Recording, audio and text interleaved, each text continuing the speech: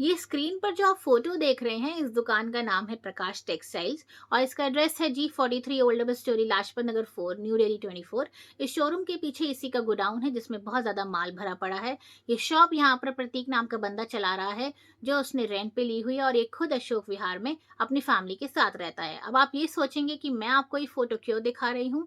Firstly, this shop itself is illegally built on public land and adjoining footpath which is around 12 feet.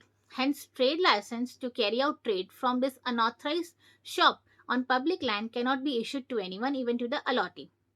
Secondly, ये shop non-notified road पर है, means this road is neither commercial nor MLU.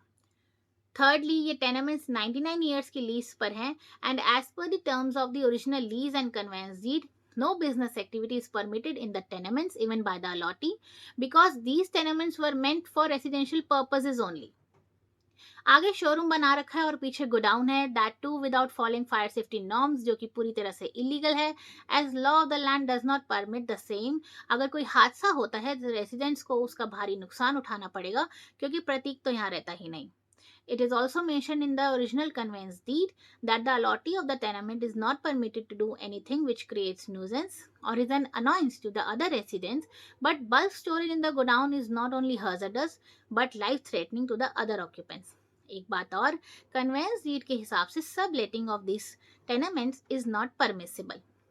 इस premises को commercial बनाने के लिए इसके original supporting walls और पिलर्स को हटा दिया गया है जिससे ऊपर की बिल्डिंग कभी भी गिर सकती है। As per the terms and condition of conveyance deed, no alteration or additions can be made in the tenement without obtaining the written permission of government. It is known that MCD levies parking and conversion charges on this illegal showroom occupants so that additional parking space should have been made available to the residents. Photo में आप देख सकते हैं कि showroom का जो main glass entrance gate है वो दुकान के शटर से भी बाहर की तरफ खुलता है और रोड पर उसकी एनक्रोचमेंट करीबन 3.5 फीट की है। 36 फुटी रोड पर करीबन 12 फुट जगह पर प्रतीक ने अपनी डमीज रखी हुई है और 6 फुट का green colour foot mat road पर बिछाकर अपनी दुकान के सामने की ब्लैक रोड को पूरी तरह से घेर लिया है।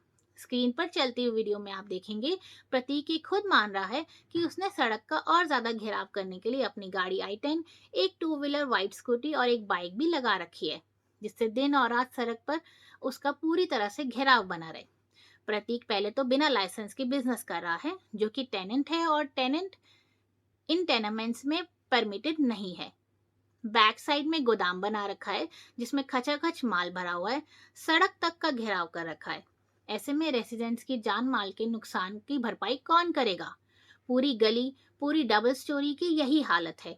एमसीडी ऑफिसर्स और अमर कॉलोनी एसएचओ की ये ड्यूटी बनती है कि वह सड़क को खाली रखें, लेकिन कंप्लेन करने के बावजूद वो ऐसा नहीं करते क्योंकि अपनी आंखें बंद करने के लिए उन्हें हफ्ता पहुंच जाता है। ऐसे बेईमान अफसरों के खिलाफ हम सबको मिलकर आवाज उठानी होगी। प्लीज सपोर्टिव कमेंट्स करें ताकि उन सबको हमारी ताकत का अंदाजा होए।